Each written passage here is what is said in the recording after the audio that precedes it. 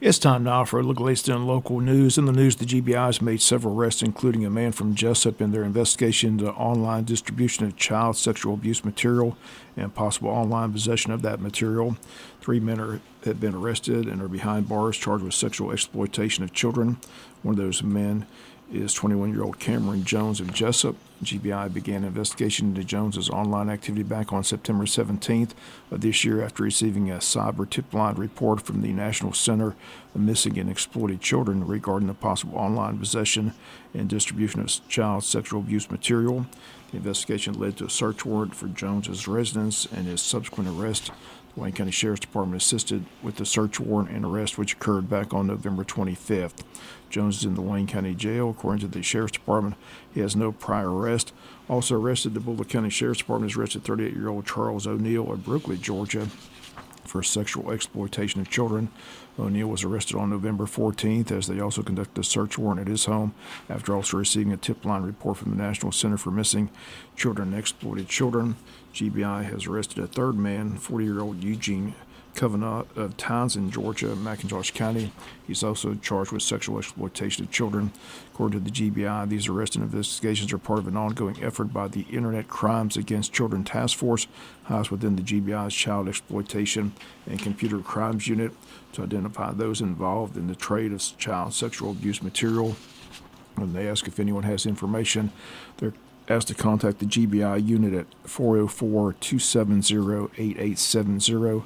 Again, all 3 men arrested remain in custody. The Sheriff's Department has released the name of the 48-year-old woman who took her own life in an incident that occurred late last Wednesday at Cherokee Lake on Driftway Road. Her name is Tracy F. Ray. Deputies were dispatched to a suicide threat by while en route. They were notified that the woman had shot herself. Upon arrival, they had to force their way into the bedroom as both doors were barricaded from the inside. Upon entry, they found F. Ray with a gunshot wound. They rendered aid until an ambulance arrived. She was flown to Savannah by air vac, where she later passed away from her injuries. Once again, her name is 48-year-old Tracy F. Ray. She's a Wayne County native, graduate of Coastal Georgia Community College Radiologic Science Program, and a registered radiographer and MRI technologist and former employee of Southeast Georgia Health System in Brunswick, Georgia. Survivors are a husband of 14 years, Loretta F. Ray of Jesup, a son and her mother. Reinhardt and Sons Funeral Home is in charge of the arrangements. We'll be back with more news after this word from our sponsor, the commercial messages, so please stay tuned. Wayne County Chamber of Commerce is going to ring in the new year with their annual Eggs and Issues breakfast. It's scheduled for Thursday morning, January 9th at Coastal Pines Technical College, beginning at 8 a.m. Tickets on sale at the Chamber office, $30 for Chamber members, $40 for non-members. Everyone's invited to attend. At the event, Wayne County's local delegation will preview the upcoming Georgia legislative session, which will begin in Atlanta on January the 13th this year. Guest speakers will be State Senator Blake Tillery, State Representative Stephen Meeks, and State Representative Buddy DeLoach. Again, they'll preview the upcoming legislative session. The year 2025 is quickly here, and when the new year begins, Wayne County will also have a new tax commissioner, Allison O'Quinn Harnage, also new probate judge Hope Cunningham, longtime tax commissioner Denise Griffiths, and longtime probate judge Tammy Thornton. Both opted to retire and not seek re-election.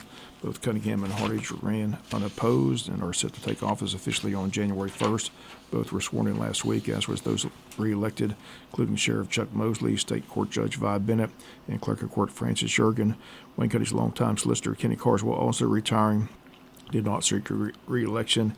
Andy Beaver, new State Court Solicitor in Wayne County. Gary Browning remains as Magistrate Judge, and Coroner Jay Fulton re-elected to have another term.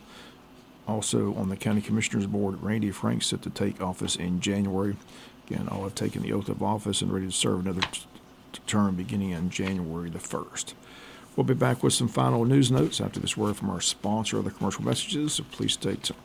Final note of news, AAA predicted another record holiday travel period as they predict more than 119 million people will travel at least 50 miles from home between Christmas Day and New Year's, which will top the previous record, which was set back in 2019. If you're on the roads this holiday season, local law enforcement and the Georgia State Patrol asks that you obey all traffic laws and encourage everyone to slow down, buckle up, and no texting and driving.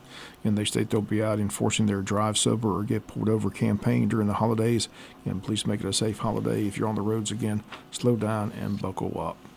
That's going to do it for latest in local news. Sports comes your way in a few minutes. Bob Morgan, say have a great day.